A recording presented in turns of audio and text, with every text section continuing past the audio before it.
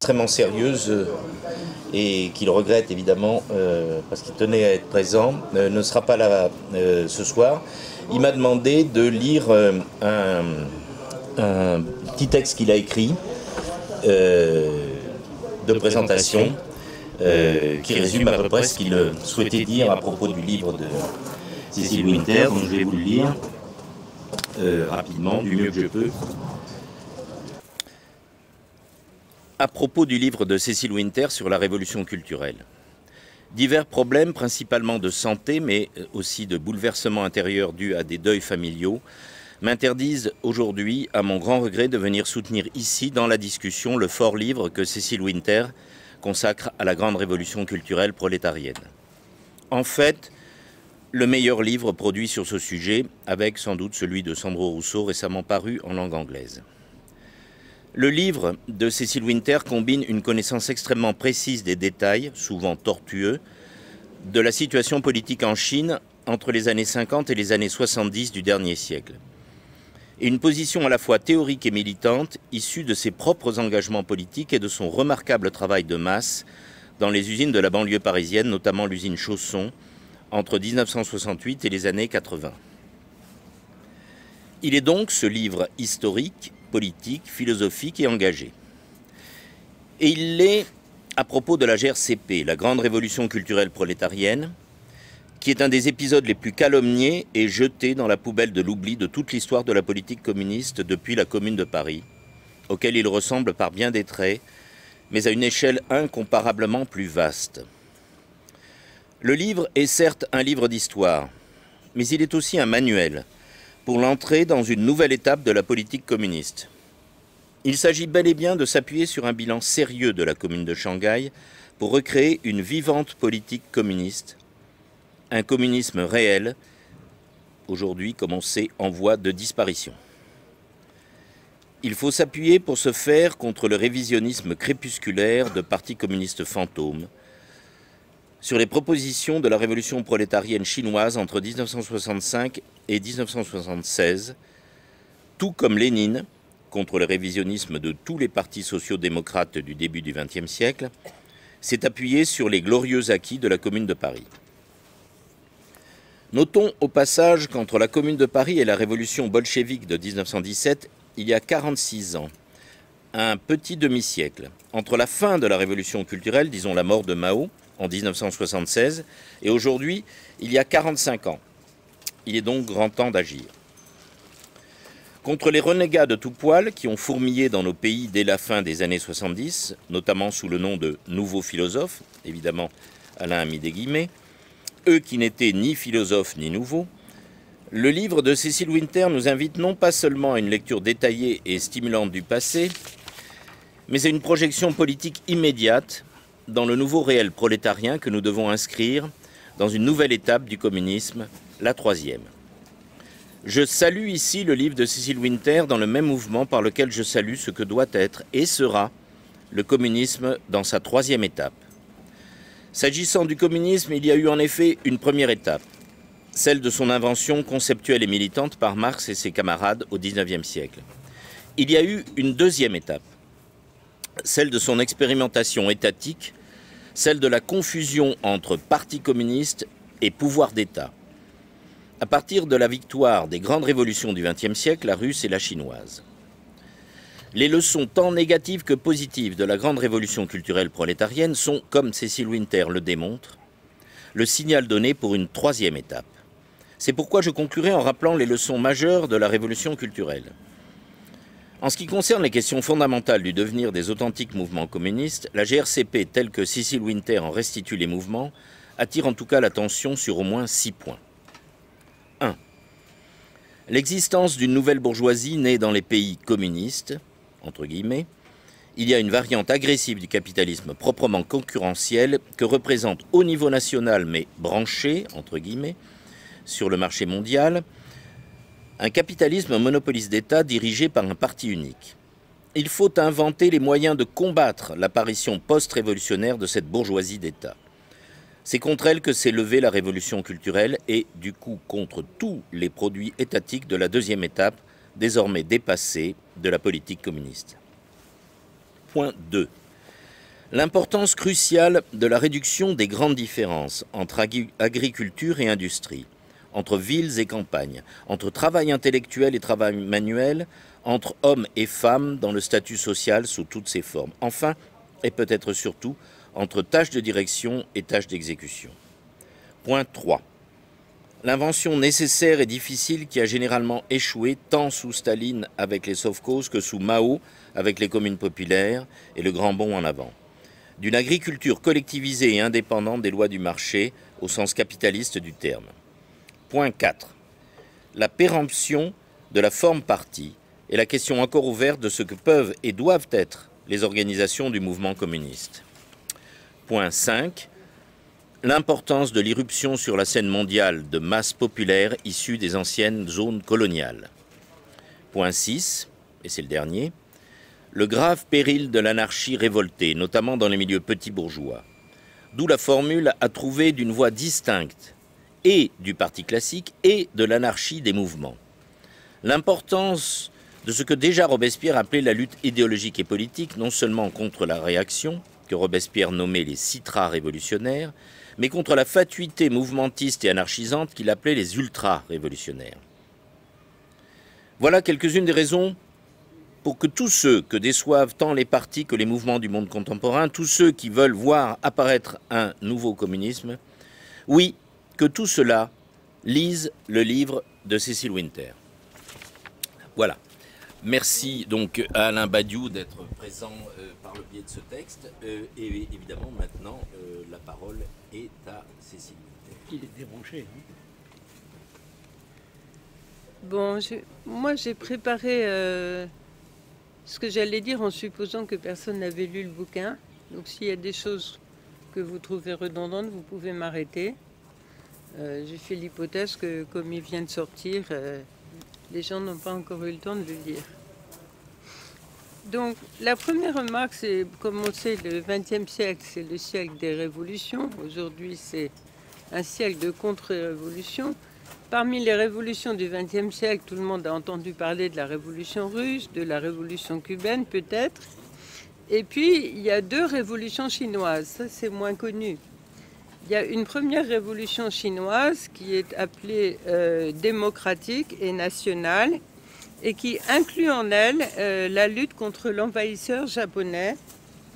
Je n'aurai pas le temps de développer ce point, mais il est très important parce que c'est le seul exemple où la guerre patriotique est inclue et finalement subsumée par quelque chose qui s'appelle la révolution démocratique et antiféodale, en plus de nationale. Comme vous savez, elle se termine en 1949 par l'entrée de l'armée rouge avec à sa tête Mao Tse-tung à Pékin. Et va suivre une deuxième révolution chinoise, pas bien longtemps après, même si on la date de 1966 à 1976. Mais en fait, son origine, son commencement et ses fondements sont beaucoup plus rapides puisque c'est en fait avec le mouvement des communes populaires en 1958, donc moins de 10 ans après la prise du pouvoir, que la révolution culturelle trouve son origine. Par conséquent, dans le bouquin, j'ai couvert la période 49 à 76. Par parenthèse, mais bon, je pense que personne n'est dans cet état d'esprit ici, mais en général, quand on entend parler de révolution culturelle ou de communisme, on parle de nombre de morts. En gros, ça vous donne une idée de l'état de la propagande actuelle, parce que si vous lisez par exemple, je sais pas moi, un média progressiste comme Mediapart, ou les discours du général Westmoreland à ses troupes au Vietnam, c'est de même acabit, c'est le même contenu, j'ai vérifié. Alors, j'ai donc quand même donné quelques chiffres et je les ai donnés dans le bouquin pour vous dire que entre 1949, moment de la prise du pouvoir par le Parti communiste chinois, l'espérance de vie moyenne en Chine était de 35 ans. Elle était à la mort de Mao Tse-tung en 1976 de 68 ans. ce qui vous donne une idée de l'ampleur des crimes de Mao Tse-tung. Deuxièmement, concernant les morts de la révolution culturelle proprement dit, j'ai bien vérifié que sur les courbes de mortalité données par l'État chinois, on ne voit absolument aucun frémissement correspondant aux 10 années de la révolution culturelle. Et si vous regardez des gens qui ont été des adversaires résolus, à savoir les gens qui ont intenté le procès de la bande des 4, c'est-à-dire de Jiang Qing et des 3 dirigeants de la révolution de Shanghai, ils les accusaient d'être responsables de la mort de 70 000 personnes sur cette période de 10 ans. Et on ne peut pas les soupçonner d'avoir voulu minimiser les chiffres.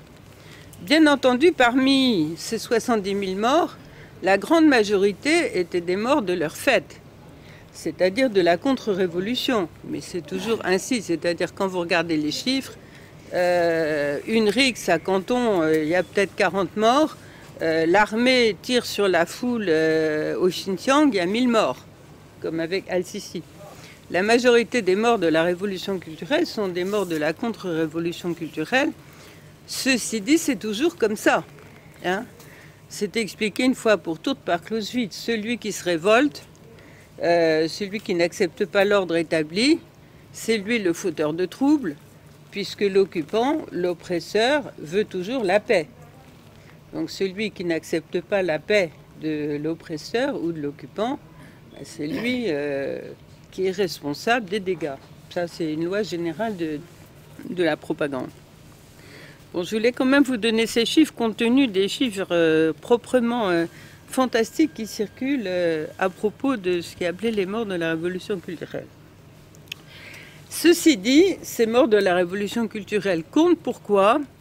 Parce que le fait est que il y a eu des affrontements et que ce sont ces affrontements dont on va reparler qui ont obligé le groupe maoïste à battre en retraite pour les éviter. Parce que l'idée de la révolution culturelle, première de son nom, comme elle s'appelait, c'était de faire la révolution avec stylo et pinceau. Pinceau, c'est parce qu'on écrivait des affiches en grands caractères.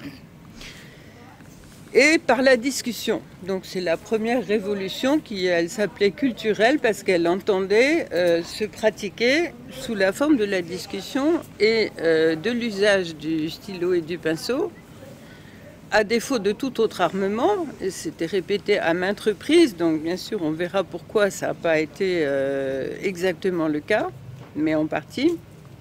C'était une affaire donc de pinceau et de jardinage. Pourquoi de jardinage? Parce que la grande question de la révolution culturelle, c'est la question appelée des pousses communistes. C'est intéressant de savoir que dès 1958, l'opposition antagonique en fait entre l'immense majorité du parti État et Mao, qui commençait à être très isolé et va l'être de plus en plus, porte spécifiquement, c'est ça le mot employé, est-ce qu'il faut ou pas qu'il y ait des pousses communistes dans une société socialiste? Autrement dit, le point de vue de l'appareil du parti était qu'on était dans un nouveau système social qui s'appelait le socialisme, qui devait se consolider et s'installer, comme c'était le cas en URSS, et il ne fallait pas, dans ce système, qu'il y ait quelque chose qui s'appelait des pousses communistes. La révolution culturelle, qui pensait dès le début être une révolution défensive et qui envisageait sa défaite probable dès le départ, on peut l'appeler effectivement, du point de vue de ses adversaires, les 10 années perdues, puisque les premières brochures qui sortent après la mort de Mao en 1976, en bilan de la révolution culturelle, fait par le parti, explique que ce sont 10 années perdues et que la raison en est qu'il ne doit pas y avoir des pousses communistes dans une société socialiste. C'est ce qui m'a fait dire, entre autres, c'est pas moi la première, que la révolution culturelle est effectivement la première révolution communiste, proprement dit. Pourquoi? Parce que c'est la première révolution qui se donne comme objectif d'appliquer le programme de Marx et Engels tel que défini dans leur manifeste. Et comme vous le savez, ce programme comporte 4 points, dont le premier est l'abolition de la propriété privée des moyens de production. Le deuxième est la transformation des rapports entre les gens dans la production, des rapports de production et aussi de la distribution, mais secondairement. Alors ça, effectivement, ça va recouvrir quels sont les rapports des gens dans le travail et cette fameuse question des grandes différences. Et aussi la conception même de ce qu'est le travail, c'est très important. Le troisième point dans le programme de Marx, c'est l'internationalisme, le caractère mondial des choses, qui n'est pas très présent dans la révolution culturelle parce que la Chine pouvait un peu se concevoir comme un presque monde, une métonymie du monde, un quart de la révolution mondiale à l'époque, de la population mondiale à l'époque. Et le quatrième point, qui n'est que le quatrième point, à savoir le dépérissement progressif de l'État. Et le point essentiel, et une des leçons essentielles de la révolution culturelle, c'est que ces 4 points sont liés et qu'en fait le quatrième est sous la dépendance des 3 premiers. C'est ce que le livre tente de démontrer, mais c'est ce que l'expérience a montré. Alors, c'était quoi les pousses communistes et pourquoi ça touchait à ce fameux programme communiste de Marx? Parce que si vous transformez la propriété, d'abord il y a 2 façons, et il y a eu 2 façons en Chine de transformer la propriété. Une qui est facile et simple à comprendre, donc je commence par là, ça consiste à nationaliser l'appareil productif, exproprier les grandes sociétés capitalistes ou multinationales, sans indemnité ni rachat, comme on disait à juste titre. Mais évidemment, une fois que l'usine en question ou le complexe industriel en question est nationalisé, qu'est-ce que ça veut dire sur la question de savoir à qui il appartient vraiment? Et la question de savoir à qui il appartient vraiment amène directement au deuxième point. Donc on ne peut pas séparer les 2 premiers points, la question de la propriété et la question de la transformation des rapports de production. Parce que à qui appartient vraiment l'usine, ça dépend de qui décide du plan, de ce qu'on va y faire, de comment on y travaille, de est-ce que les ouvriers ont leur mot à dire ou doivent simplement obéir au chef. Et la révolution culturelle, ce qui est un processus compliqué parce qu'elle combine plusieurs révolutions en même temps. Et dans des temps qui ne sont pas forcément les mêmes, c'est...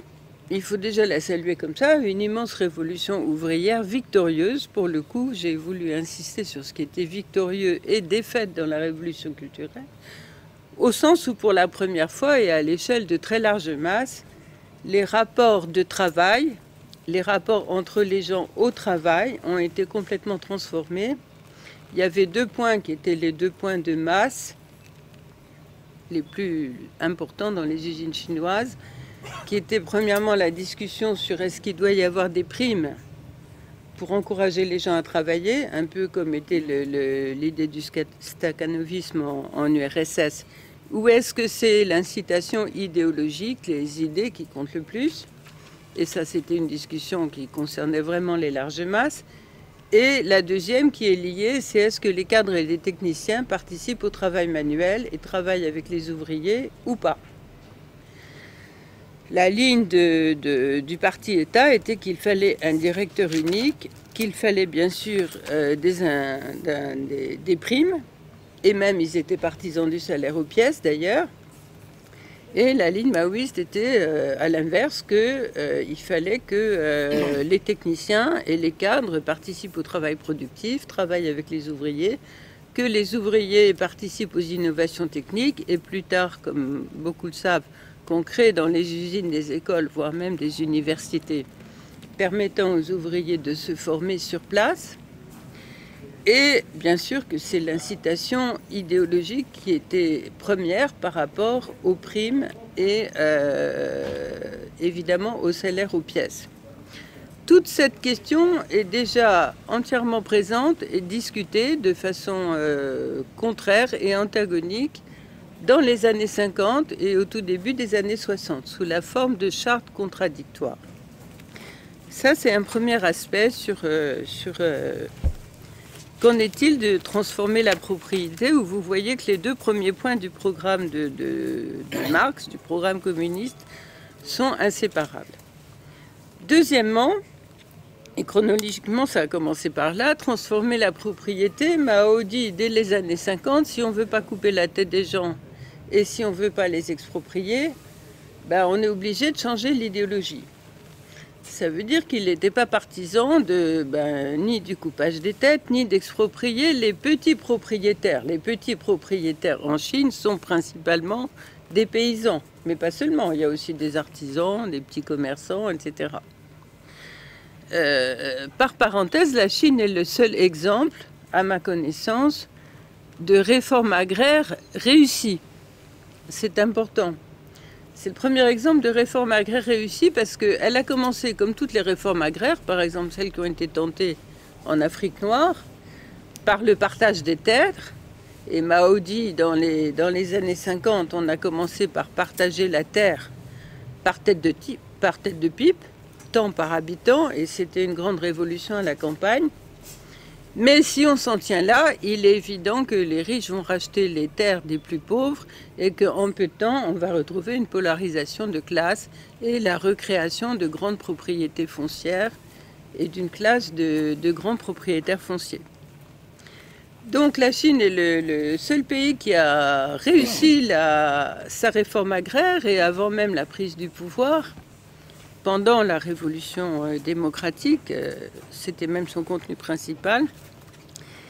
Et réussir la réforme agraire voulait dire forcément aller plus loin, c'est-à-dire ne pas en rester au partage des terres, mais collectiviser les terres, c'est-à-dire aller progressivement vers une propriété collective et de plus en plus large. Donc vous voyez qu'il y a deux façons de transformer la propriété et deux problèmes différents qui se posent liés à ces deux façons.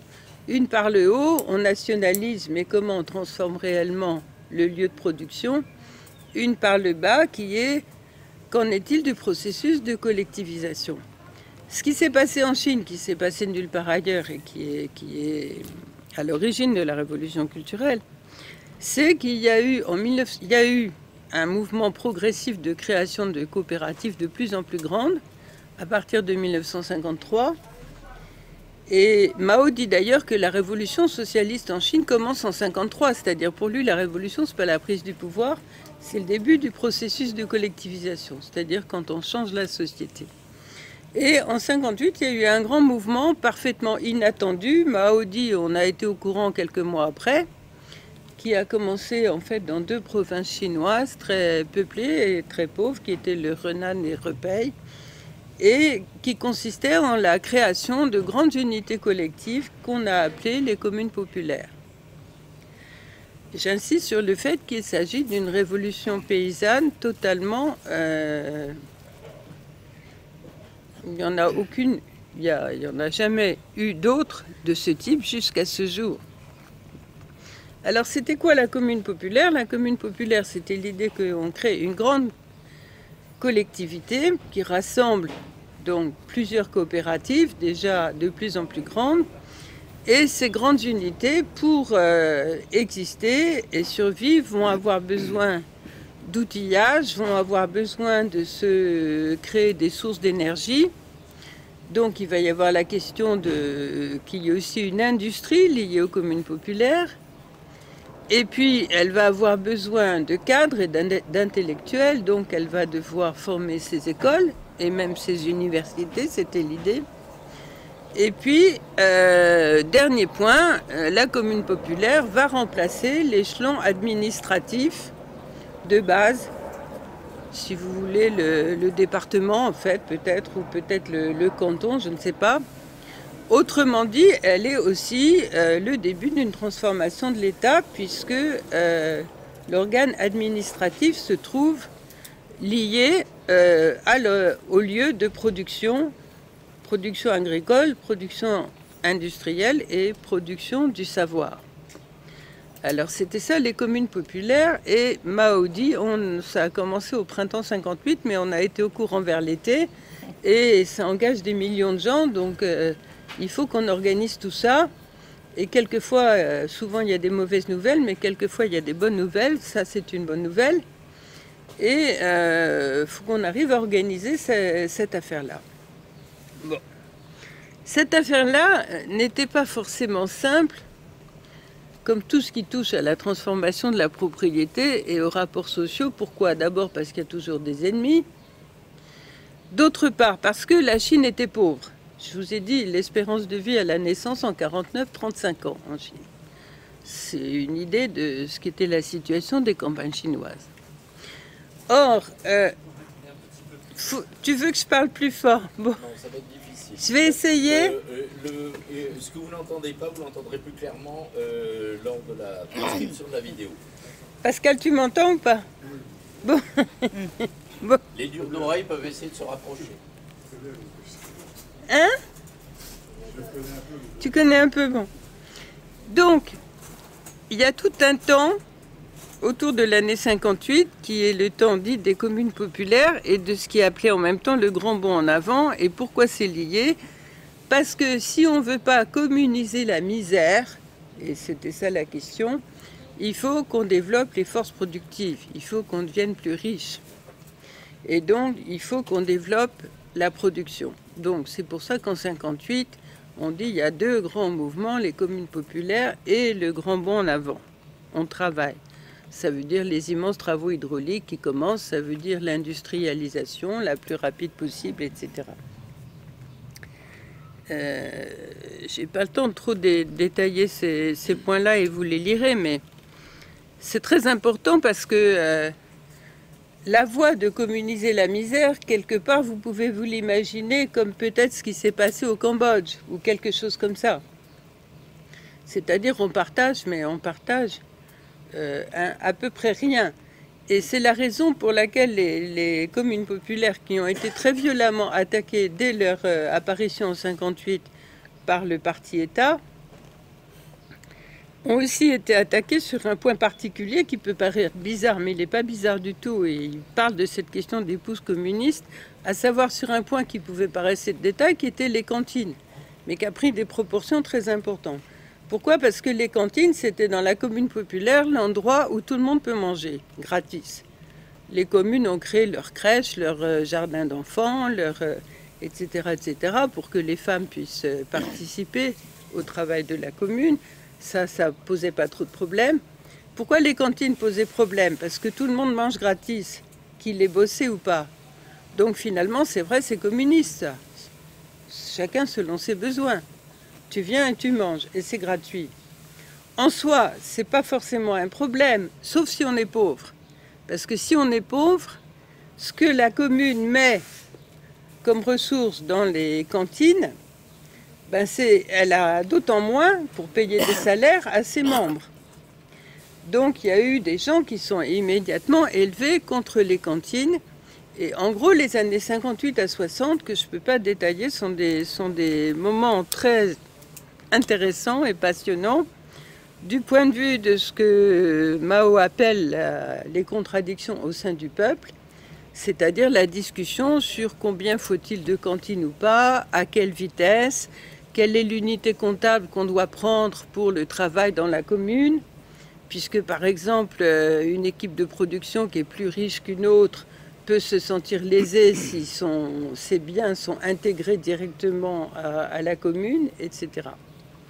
Donc c'est une époque passionnante de discussion au sein du peuple, qui normalement doit se régler, et d'ailleurs se traite à l'époque par la discussion, qui comporte des questions très précises. Qu'est-ce qu'on doit prendre comme unité comptable, qu'est-ce qu'on doit faire en matière de cantine, etc.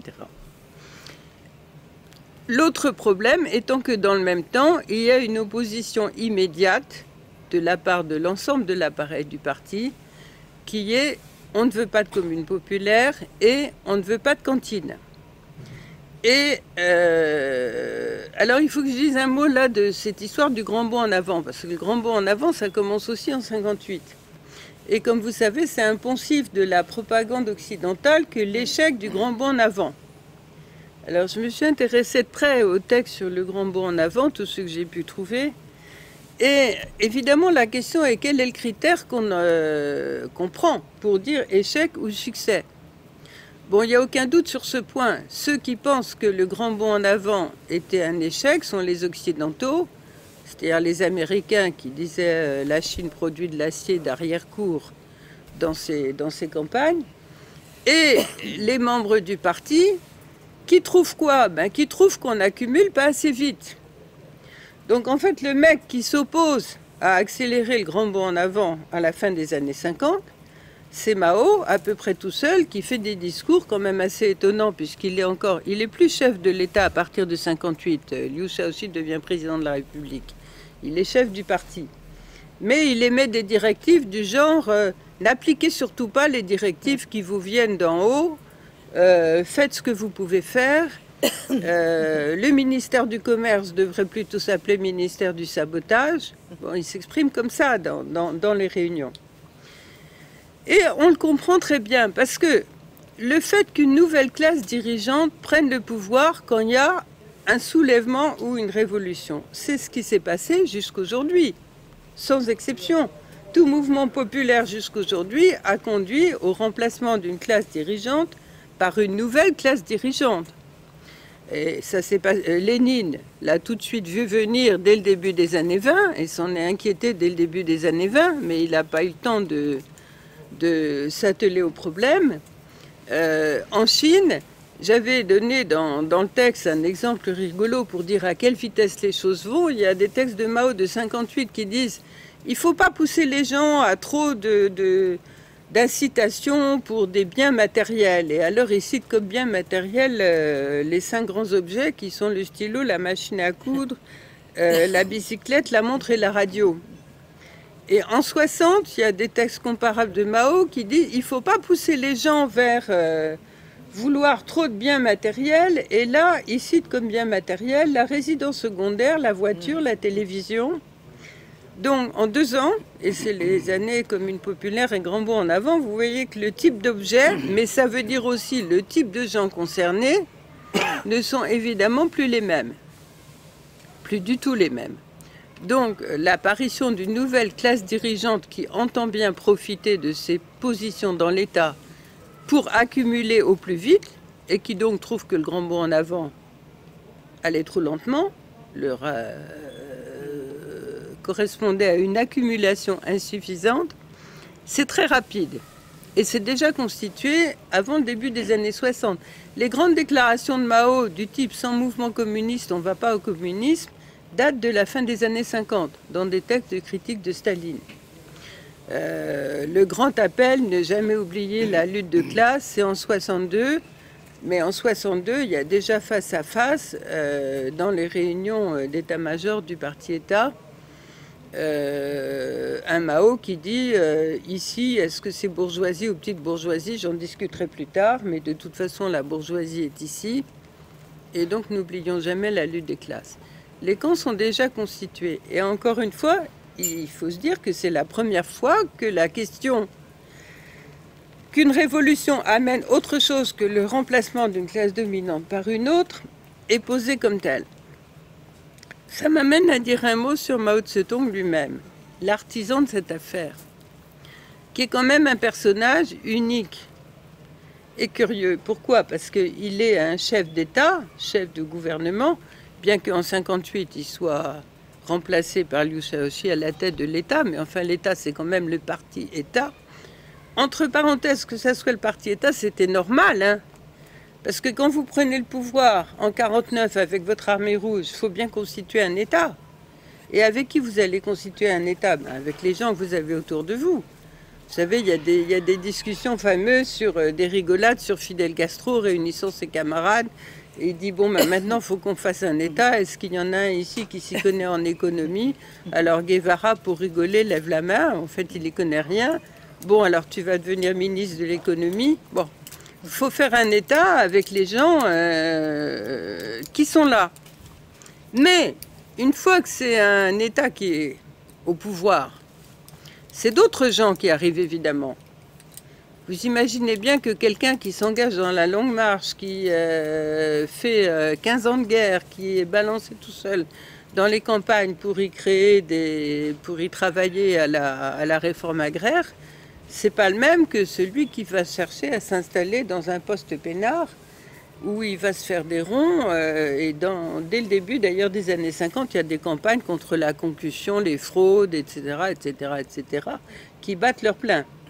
Et quant à ce fameux parti communiste, il y a une époque où il comptait à peu près 10 000 personnes, à peu près 1 million et quelques au moment de la prise du pouvoir, 12 millions au début de la révolution culturelle, 20 millions peu de temps après.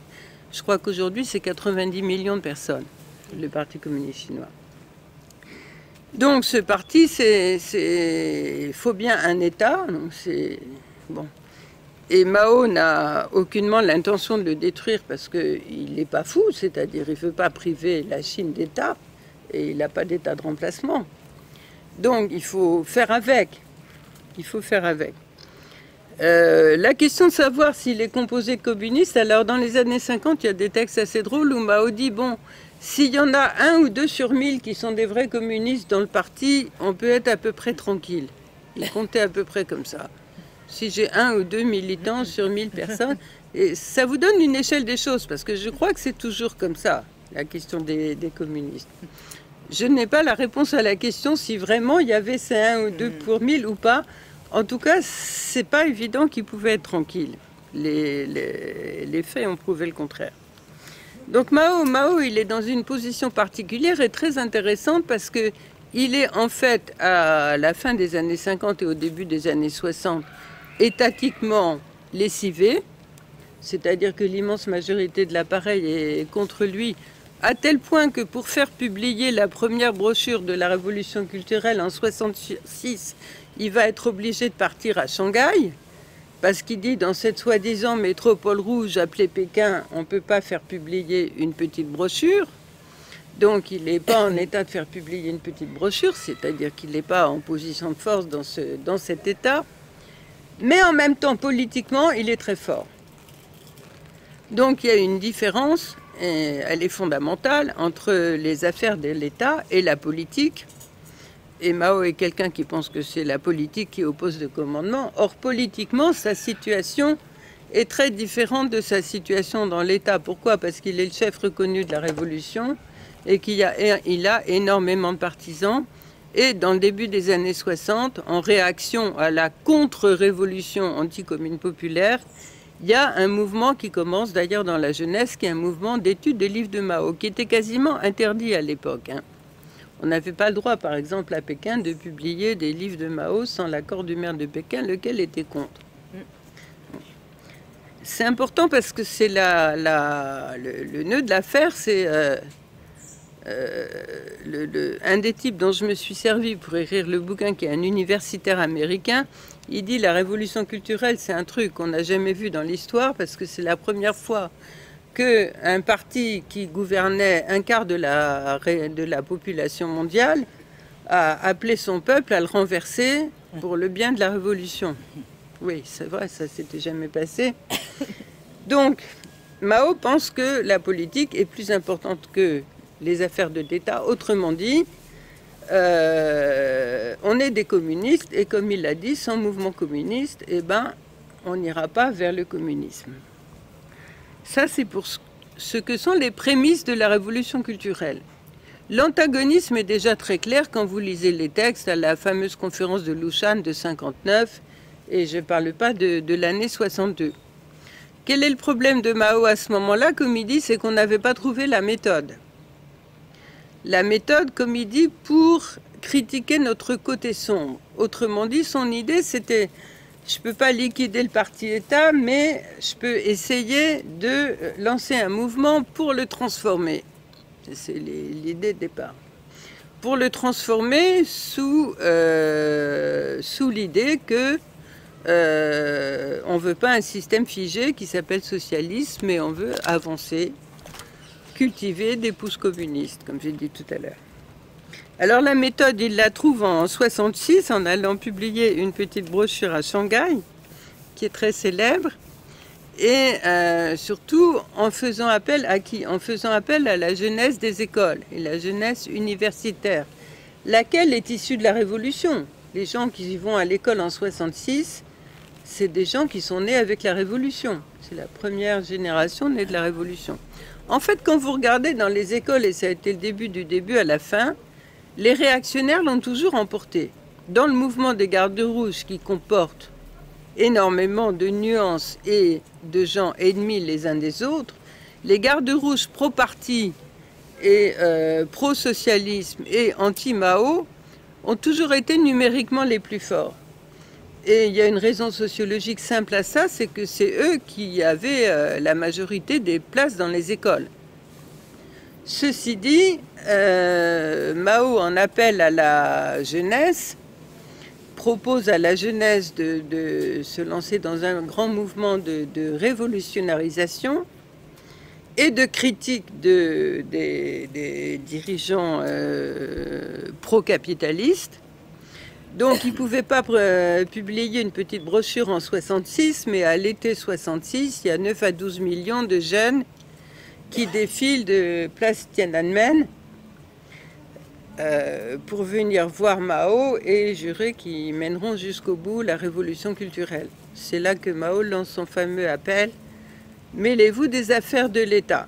Et comme vous savez, c'est là que se lance un mouvement absolument gigantesque, puisque les transports deviennent gratuits dans toute la Chine, en tout cas pour les étudiants. Et donc tout le monde part en voyage d'enquête et de révolutionnarisation. Encore une fois, dans les Gardes rouges, il y a de tout, et les premiers qui se sont organisés étaient les pro-partis. Ils avaient même une caractéristique qu'on a reprise à l'époque, pour ce qui est du mot, c'était des sociofascistes, pour parler en termes clairs. C'est-à-dire des gens qui se targuaient d'être des vrais rouges parce qu'ils étaient des fils de cadres, les fils des héros de la Révolution, et que, étant de bonne origine de classe, ils avaient tous les droits. Et c'est eux qui se sont répandus dans les campagnes et partout, en coupant les cheveux des femmes, enfin faisant toutes les horreurs qu'on a reprises dans la presse de chez nous. Pour la bonne raison, ils faisaient ça pour une bonne raison, c'était pour protéger les dirigeants du parti des attaques. La gauche étudiante s'en prenait aux dirigeants du parti, d'abord dans leur école, mais comme dans leur école, bon, je vous passe les détails, il a été envoyé des groupes de travail. Qui a envoyé le groupe du travail? C'est le ministre machin, donc il s'en prenait au ministre machin. Et l'année 66, automne 66 en Chine, c'est le plus grand mouvement démocratique qu'on ait jamais connu aussi. Il y a aussi ça dans la révolution culturelle. C'est-à-dire tout le monde a le droit de s'organiser. Tout le monde est obligé d'aider les gens à s'organiser, c'est-à-dire les cadres qui refusent de prêter, donner de l'encre, des salles pour se réunir, etc., sont mis à l'index et critiqués comme tels. Et tout le monde a le droit de critiquer tout le monde, depuis votre unité, votre école, jusqu'au ministère. Donc les gens rentrent dans les ministères, épluchent les dossiers des ministres, organisent des séances de critique. Et ça, à échelle de, comme disait un éditorial de l'époque, 700 millions de Chinois, 700 millions de critiques. Comme dit déjà Li, ça prouve déjà ce qu'était la solidité de la révolution chinoise. Parce qu'il faut pouvoir se permettre, je ne sais pas si vous imaginez ici, d'un seul coup, tout le monde a le droit de critiquer tout le monde, vous pouvez rentrer dans le bureau du chef, sortir tous ces dossiers, le faire monter sur une estrade et lui demander de répondre de ses actions dans les 3 dernières années, de comment il a dépensé le fric, de pourquoi il a privilégié, etc., etc. Donc ça commence comme ça. C'est l'année 66, c'est ça. C'est très intéressant parce que je l'ai développé dans le livre. Tous les gens qui sont anards, partisans du mouvement, etc., devraient étudier la révolution culturelle à la loupe. Parce que c'est le plus grand mouvement de ce type qui ait jamais existé jusqu'aujourd'hui. Et il y a des conclusions qui sont claires de cette affaire-là et qui s'avèrent dès l'automne 66 et la fin de l'année 66. À savoir que le mouvement tout seul ne donne pas grand-chose. Pourquoi? À cause du fait que le mouvement tout seul produit le mot d'ordre « dégagez-le ». Et depuis, on l'a vu combien de fois. virer le chef. Bon, dégagisme. Deuxièmement, le mouvement tout seul donc produit des mots d'ordre négatifs. Deuxièmement, il se polarise sur les personnes. Pourquoi la femme du chef se commande des robes à Hong Kong? Bon, c'est peut-être important, mais c'est plus important de savoir si, oui ou non, on suit telle ou telle voie dans l'organisation de la société. Alors, le mouvement tout seul, lui, il se polarise sur la question des personnes, la question de comment se comportent les chefs, et assez vite, et c'est logique, il se divise entre les gens qui défendent les chefs et ceux qui les attaquent. Qu'est-ce qu'il en est de la politique là-dedans qui se fait avec un pinceau et un stylo? La politique qui se fait avec un pinceau et un stylo, elle est censée discuter un contenu. Et pas simplement dire « virez-moi ce malotru ». Bon. Donc c'est la fameuse directive de Mao qui dit d'ailleurs à sa femme, parce que c'est Tianqing est un être admirable, mais politiquement, il faut reconnaître qu'elle n'était pas extraordinaire. Il finit par dire à sa femme, bon, la question des chefs, d'accord, mais les chefs, on s'en fout parce qu'il faudra encore pendant longtemps des chefs. Donc ce qui nous importe, c'est le contenu. De quoi ça parle, quoi? D'ailleurs, entre parenthèses, j'aurais dû commencer par parler de ma méthode pour écrire ce bouquin. Ma méthode, ça consistait à lire les textes et à me dire, mais de quoi ça parle? Atchom idiotrietch, quoi, comme on dit en russe. De quoi ça parle? Par exemple, quand il y a écrit le mot cadre, c'est quoi un cadre? De qui tu parles? Ainsi de suite, ainsi de suite. De quoi s'agit-il? Et donc un des points importants du livre, et une leçon importante, c'est que le mouvement, c'est intéressant de voir que quand on parle de mouvement, mais c'est encore le cas maintenant, on parle de mouvements qui sont principalement dirigés par des petits bourgeois. Les mouvements, c'est la petite bourgeoisie, intellectuelle, les jeunes, etc. Quand c'est le prolétariat qui est dans la rue, on emploie d'autres mots. Émeute, insurrection... Là, c'est un mouvement. Le mouvement, il montre pour une bonne fois, et c'est une des leçons de la révolution culturelle, les splendeurs, mais les limites aussi des mouvements. Et c'est important parce que c'est des leçons qui sont valables, comme on peut le voir tous les jours aujourd'hui. Autrement dit, un mouvement a besoin d'autre chose, ce que j'ai appelé une diagonale de politisation. C'est-à-dire de militants, c'est-à-dire de gens qui sont là pour dire camarades, tout ça c'est très bien, mais de quoi s'agit-il? De quoi parlons-nous? Bon, c'est très bien de discuter si le chef a pris un taxi pour aller à l'aéroport, ok, mais le fait que Liu Shaoqi propose qu'on réintroduise en Chine le droit de licencier sous prétexte que même en URSS on licencie, c'est plus important comme discussion. Donc, il faudrait peut-être discuter de ce que sont les enjeux, les contenus et les mots d'ordre du mouvement et de la révolution. Mais pour ça, il faut qu'il y ait des gens qui s'en occupent. Ça ne se fait pas spontanément. Ces gens-là, je les ai appelés des militants communistes puisque on s'intéresse à la politique communiste. Un peu plus fort. Bon. Alors, je raconte en même temps l'histoire. Ça change vers fin 66, début 67. Pourquoi? Parce que le mouvement s'étend aux ouvriers et à la population en général. Bon, les campagnes, c'est un peu compliqué. Les campagnes sont un peu compliquées parce qu'il y a aussi des choses qui doivent intéresser de près les militants communistes, à savoir que tout ne se passe pas forcément en même temps et au même lieu. Un des grands soucis de la révolution culturelle, c'est que la révolution paysanne a déjà eu lieu, en fait, en 58. Et là, on est presque 10 ans après. Donc, fin automne 66, les ouvriers se mettent de la partie. Et ils se mettent de la partie en commençant par se diviser, eux aussi, entre gens qui défendent le parti et gens qui veulent attaquer le parti. Ça se comprend très bien parce que l'idée du système socialiste, c'était pas que de la merde quand même. Ça avait apporté pas mal de bonnes choses aux gens, et particulièrement aux ouvriers. et particulièrement d'ailleurs aux ouvriers les plus qualifiés. Et notamment des choses comme ce qu'on appelait en Chine le bol de fer, c'est-à-dire le fait qu'on n'a pas le droit de licencier justement et que ton droit au travail est garanti pour la vie. Donc c'est pas rien.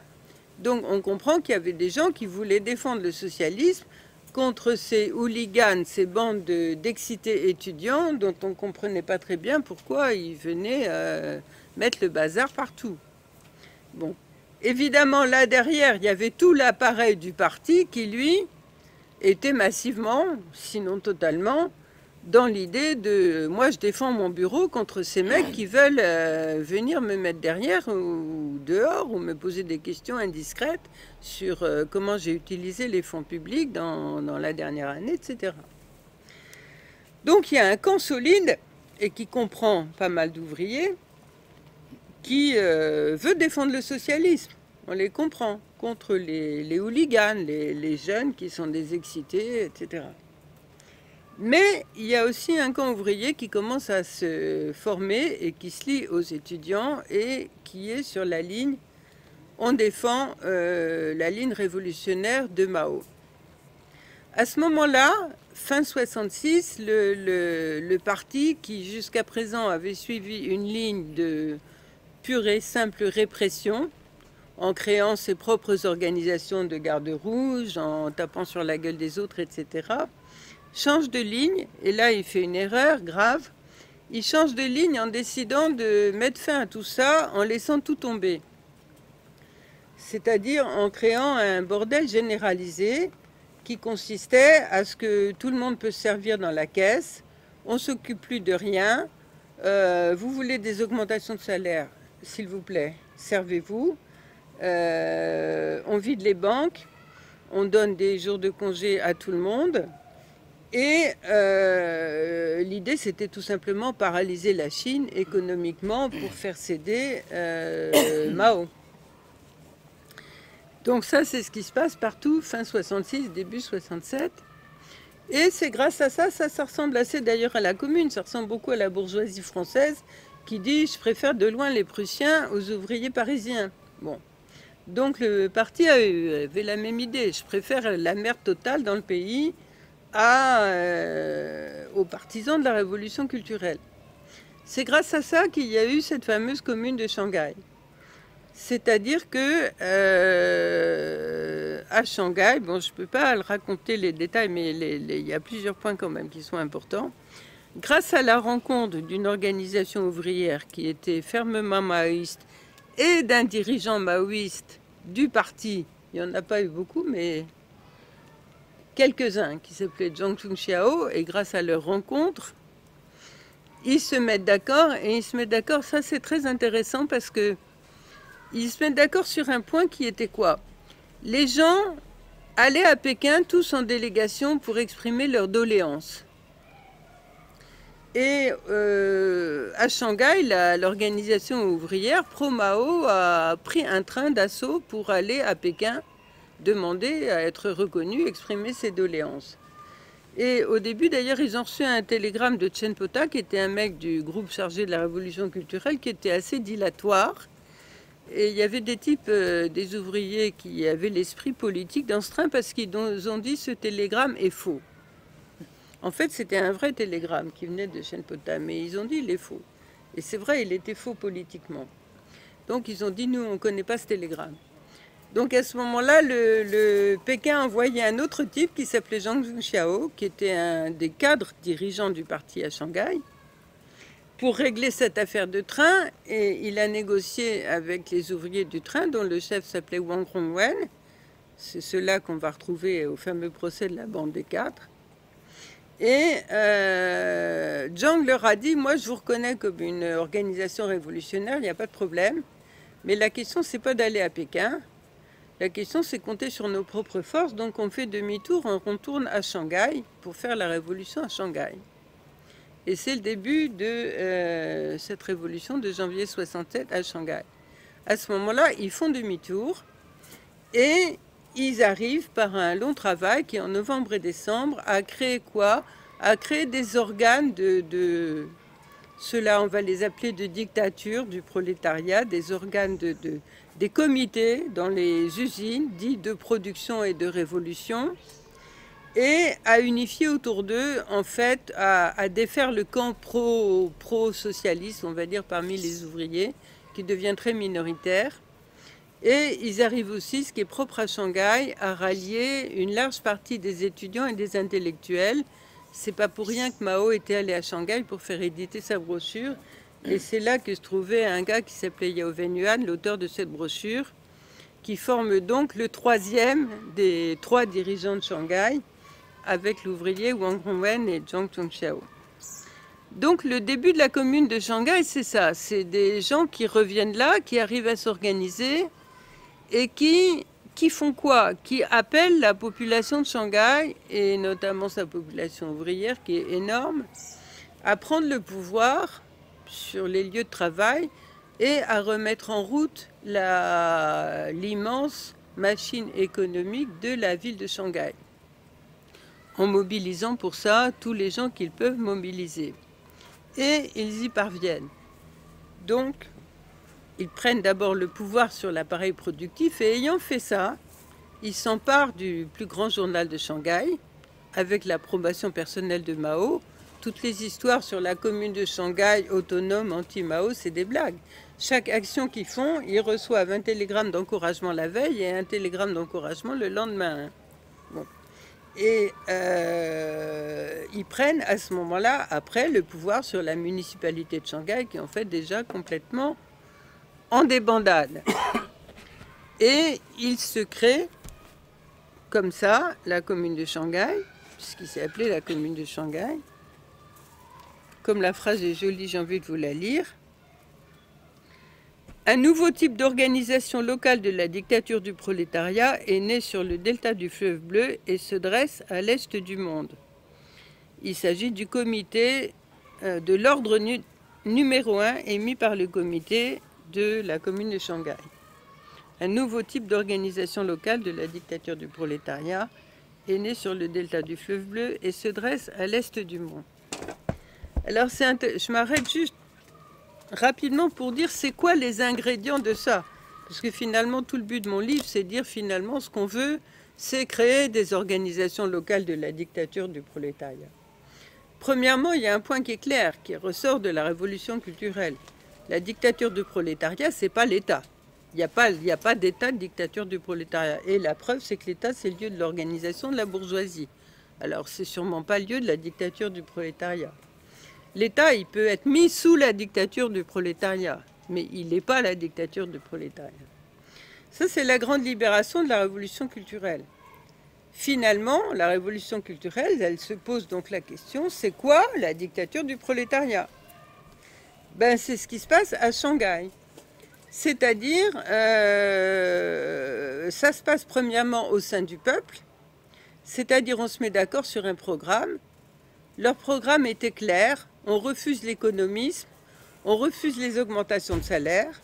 Alors il y a des gens qui ont gueulé, les petits bourgeois d'ailleurs de la commune de Shanghai, vous êtes en train de vous faire gruger. C'était ça la lutte avec l'ultra-gauche.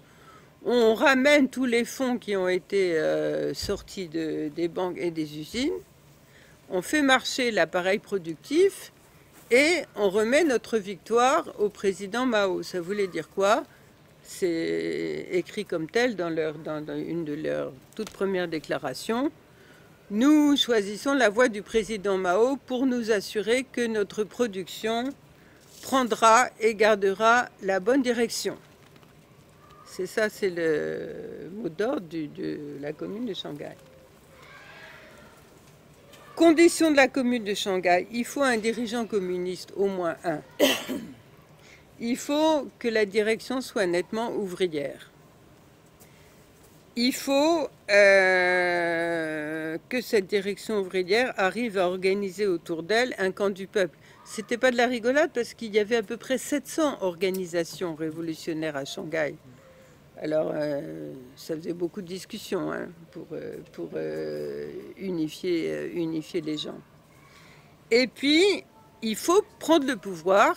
Prendre le pouvoir d'abord où? Sur l'appareil productif. Et ça me paraît très important. Si on a le pouvoir sur l'appareil productif, on peut s'emparer de la municipalité. parce qu'on a le pouvoir réel. Autrement dit, et pour moi la question de la dictature du prolétariat, c'est ça, c'est un autre pouvoir provisoire, non destiné à durer, il ne remplace pas l'État, sauf provisoirement. Il est principalement politique, il est fondé sur une unification politique, il est principalement construit au sein du peuple et il donne sa mesure réelle. C'est-à-dire on est vraiment capable de le faire. Donc il y a des grandes proclamations. Aujourd'hui, le premier train est parti de Shanghai en direction d'Urumqi, puisque toutes les communications étaient arrêtées. Train du peuple numéro 1, on remet en route le port de Shanghai, etc. Donc c'est ça la commune de Shanghai. Ça s'est passé que là. Pas tout à fait que là, mais presque que là. En fait, l'enthousiasme du centre, c'est-à-dire on va dire de Mao et des quelques-uns qui l'entourent, a été extraordinaire au moment de cette commune de Shanghai. Et la proposition, c'était, il faut prendre le pouvoir de cette manière-là partout. Partout. Le problème étant que il n'y avait pas forcément partout les ingrédients qu'il y avait à Shanghai. Notamment un ingrédient fondamental, à savoir un dirigeant. Je regrette de vous le dire, mais sans un dirigeant communiste, on ne s'en sort pas. Alors, il y a eu quelques autres communes, etc., qui se sont créées en Chine, par exemple dans la province du Nord, du Heilongjiang, où le cadre local du parti s'est rallié à la révolution culturelle. Et globalement, quand même, et compte tenu du désordre ambiant, je vous ai dit que la ligne du parti, ça avait été tout à coup de tout laisser à l'abandon. Il y a eu l'idée, faut remplacer, mais faut remplacer par quoi? Et l'idée, ça a été, faut remplacer par des comités révolutionnaires. Et Mao a demandé personnellement à la commune de Shanghai de se transformer en comité révolutionnaire, c'est-à-dire en organe d'État. En fait, ils appelaient ça un organe provisoire de la dictature du prolétariat, mais un organe d'État, pour remplacer l'ancien appareil d'État vermoulu.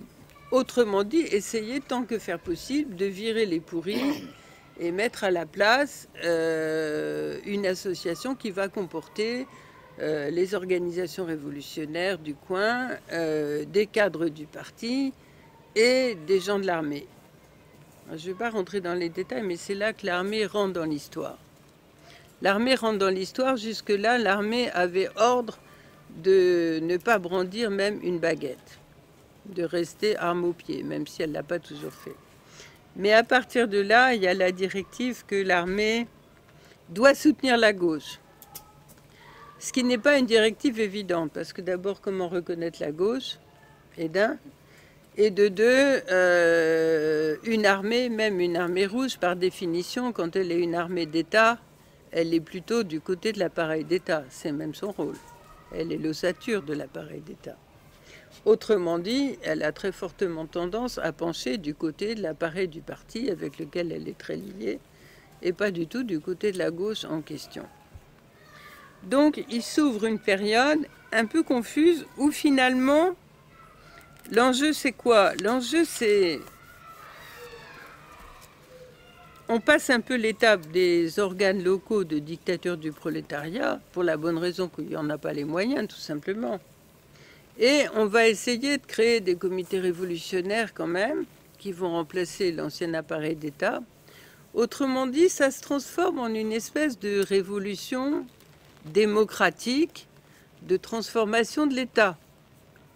Et c'est ça la tentative de créer des comités révolutionnaires. Ça s'est fait de façon magnifique dans quelques endroits. Par exemple, Heilongjiang, Guizhou, etc. J'ai sorti leurs textes. Vous savez, sur la révolution culturelle, il y a très peu de choses parce qu'il y a des milliers de textes, malheureusement, qu'on n'a pas. Des milliers de journaux qui seraient passionnants à lire. Bon, mais en gros, il y a toute une étape qui est, bon, ben maintenant, il faut quand même qu'on ne peut pas laisser le pays comme ça à volo, donc il faut créer des comités révolutionnaires. On ne va pas être archi-regardant, mais en gros, il faut qu'il y ait des organisations révolutionnaires, il faut qu'il y ait des gens de l'armée, il faut qu'il y ait des cadres, et il faut arriver à vous mettre ensemble. Ça s'est fait dans quelques endroits. Ça s'est fait dans quelques endroits. Là, en général, où il y avait un cadre du parti, et si possible le chef local de l'armée qui était pour. Ça ne s'est pas du tout fait dans d'autres endroits où les gens ont commencé effectivement à se foutre sur la gueule de façon plus ou moins sérieuse. Ce qui veut dire quoi? Ce qui veut dire qu'à partir du moment où vous en venez à la question de l'État et du pouvoir d'État, c'est pour ça que j'ai dit avant, les 3 premiers points sont déterminants. Ben, c'est plus la question voie communiste ou voie capitaliste qui l'emporte en fait dans la bagarre. C'est une bagarre entre 2 groupes qui veulent le pouvoir. Autrement dit, les gens des masses qui sont engagés là-dedans, ils sont engagés au service d'une clique contre une autre clique. Et c'est effectivement ce qui s'est passé. Alors avec des grandes différences, bon, que j'ai pas le temps de trop détailler. Mais c'est ce qui a fait que à l'été 67, 31 août 67, il y a un immense discours de Mao, dont un point essentiel est quoi? J'espérais voir surgir une nouvelle génération de révolutionnaires dans la jeune génération. Et là-dessus, je me suis plantée complètement. Je reviendrai là-dessus. Je me suis plantée complètement. Il n'y en a pas eu. Ça veut dire quoi? Ça veut dire que cette jeune génération qui s'est engagée dans la bataille avec beaucoup d'ardeur et qui critiquait les dirigeants engagés dans la voie capitaliste, elle a en fait fini par penser qu'il était temps pour elle de monter sur la scène. Et si on fait le bilan de la révolution culturelle en termes historiques, parce qu'il faut que j'avance un peu, la révolution culturelle, c'est l'arrivée sur la scène pour la première fois de la petite bourgeoisie intellectuelle comme classe politique. Ça leur est monté à la tête, aux petits jeunes généraux étudiants de Pékin et d'ailleurs. Donc c'est la fameuse histoire de l'ultra-gauche. Mais pour l'illustrer, pour nous qui sommes en France, j'ai donné l'exemple de la bataille entre CGT-PCF d'un côté et gauche prolétarienne de l'autre. Ça ressemble assez. Quand vous regardez les uns et les autres, ils se ressemblent assez. Quand vous regardez Wang Li, le chef de l'ultra-gauche, pas très différent de Julie ou Gesmar, hein, vers la guerre civile. Ce qui veut dire que dans pas longtemps, il va tourner sa veste, bien sûr, parce que ce qui l'intéresse, c'est prendre la place des autres. Donc il y a 2 groupes qui se battent pour le pouvoir, mais aucun des 2 ne correspond à l'orientation communiste, maoïste. Chacun des 2 groupes se bat pour les places dans le parti-État. En gros, il y a les partisans de ne pas bouger dans le capitalisme monopoliste d'État tel qu'il était, le socialisme, et puis il y a ceux qui verraient bien un capitalisme un peu plus libéral. Ils l'ont d'ailleurs emporté, et il n'y a qu'à voir ce qu'aujourd'hui la classe moyenne en Chine. Ils avaient un avenir, le capitalisme avait un avenir en Chine, et les faits l'ont prouvé. Et donc ces héros de la révolte étudiante ont bien senti cette possibilité. C'est ce qui a obligé la révolution culturelle à battre en retraite, à travers des incidents que je n'ai pas le temps de détailler, à Canton et faut lire le livre, voilà. Voilà. Et principalement dans la ville de Wuhan, qui est une affaire passionnante, mais pour laquelle malheureusement il y a beaucoup de documents qui manquent. En tout cas, c'est ce qui a décidé le mouvement de retraite. Et le mouvement de retraite, pour Mao, ça a consisté à faire quoi? À dire, ben, je vais faire une tournée d'inspection dans toute la Chine. Et il revient avec des directives. Et il revient avec 2 sortes de directives. Certaines concernant les comités révolutionnaires, et je ne vais pas m'y étendre. Les autres consistant en fait en un changement de base d'appui. C'est-à-dire, il s'adresse aux ouvriers. à la classe ouvrière chinoise. Et en fait, la deuxième forme de dictature du prolétariat, à part l'exemple de Shanghai que j'ai donné, quelques autres endroits, qui a eu lieu pendant la révolution culturelle et qui fait que cette affaire, qui était pliée, perdue du point de vue du parti dès 68, il n'y a aucun doute là-dessus. Ça continue jusqu'à la mort de Mao. Pourquoi? Parce qu'il est tout seul, la dictature du prolétariat, Mao. Comment il fait tout seul la dictature du prolétariat? Il fonctionne par directive. Il a quelques partisans. Alors le Jean Esmin, dont je me suis bien servi dans le livre, il raconte très bien parce qu'il était sur place. Mao lançait une directive, rien d'essentiel ne divise la classe ouvrière, ou autre directive, c'était repris par des journaux. L'organe des postes de machin publiait son tract, et puis des gens le suivaient, pas des gens organisés. Et ces gens étaient principalement des ouvriers, de sorte que le centre de gravité s'est déplacé. C'est intéressant de noter que la révolution culturelle ne commence pas selon les canons classiques marxistes, par analyse de classe, prolétariat, tout ça, non. C'est une révolte comme ça, démocratique de tout le monde. Mais finalement, le centre de gravité va se déplacer du côté des ouvriers, dont j'ai dit qu'ils avaient formé en quelque sorte un corps, le corps ouvrier, qui défendait Mao et qui était principalement appuyé sur le fait qu'il s'était créé quand même des organes des petites communes dans beaucoup d'usines. Il y avait une direction ouvrière. Et Mao en appelle directement aux ouvriers pour, premièrement, en finir avec les troubles. C'est la fameuse histoire de l'entrée des ouvriers dans l'université de Pékin, 1er juillet 68, où Mao appelle à former des corps ouvriers de la propagande de la pensée de Mao Tse-tung. Et il y a 20 000 ouvriers venant de X usines de Pékin ou plus qui se rassemblent devant l'université où les étudiants en garde rouge de l'ultra-gauche contre les autres se canardaient. Et ils arrivent désarmés dans l'université. Les étudiants, les grands chefs étudiants, le fameux Kouaïtafou, leur tirent dessus. Il y a 7 morts et à peu près 700 blessés dans l'histoire, puisque eux arrivent désarmés. Mais ils mettent fin, comme ça, au combat étudiant à Pékin.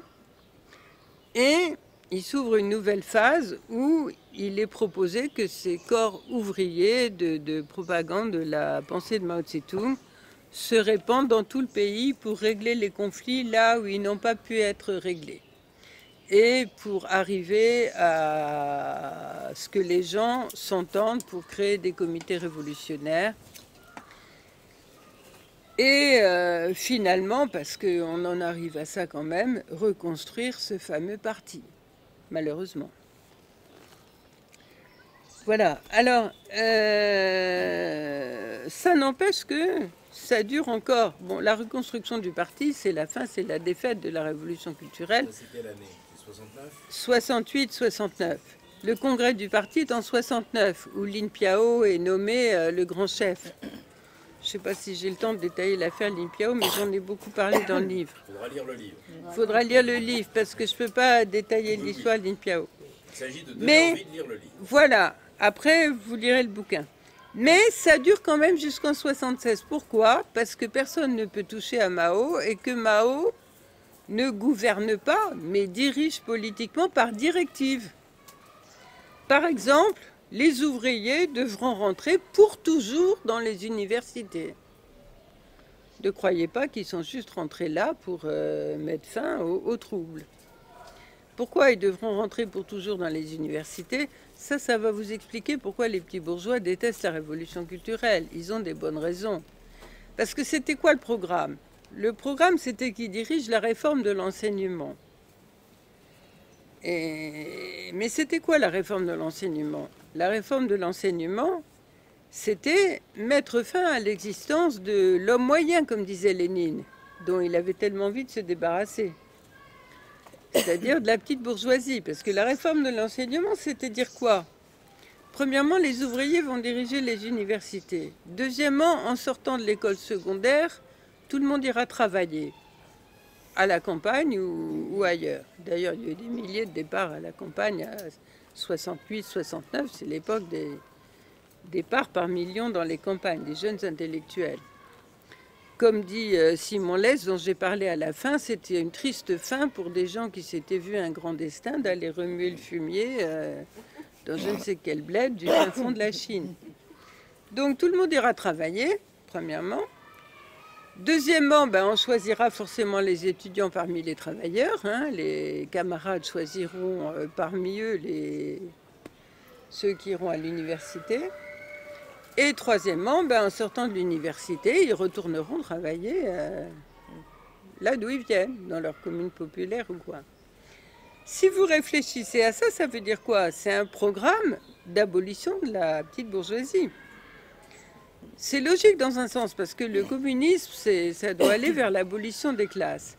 Mais c'est là qu'on s'est aperçu que la petite bourgeoisie, parce que c'est eux qui ont fait, qui ont vraiment fait tomber Mao. Ça, ils ne pouvaient pas supporter. Et il y a des textes passionnants que j'ai repris là-dessus, parce que c'est les premières descriptions précises et politiques de ce qu'est la petite bourgeoisie comme classe. À savoir, bien sûr, il y a la bourgeoisie qui possède les moyens de production, ok. Mais il y a la petite bourgeoisie. La petite bourgeoisie possède quoi? Le droit au savoir. Et c'est détaillé de façon précise. Premièrement, le privilège d'aller à l'école et d'envoyer nos enfants dans de bonnes écoles. Privilège du savoir. Donc on a une plus-value personnelle. Deuxièmement, ce privilège du savoir est individuel. Il n'inclut aucune obligation vis-à-vis de qui que ce soit, et notamment vis-à-vis de la société. C'est un capital personnel. Et si j'ai pas droit à ça, ça s'appelle la dictature. C'est très drôle parce que dans les textes de la Révolution culturelle, c'est détaillé de façon très précise, et c'est exactement ça. Donc c'est tout à fait logique que dès qu'ils entendent le mot communiste, les petits bourgeois hurlent « dictature ». Ils ont raison, parce qu'il y a eu la tentative de la révolution culturelle derrière eux. Alors, bon, ça ouvre à tout un tas de discussions très intéressantes qui portent sur la différence entre petits bourgeois et intellectuels. Mais je n'ai pas le temps de le développer.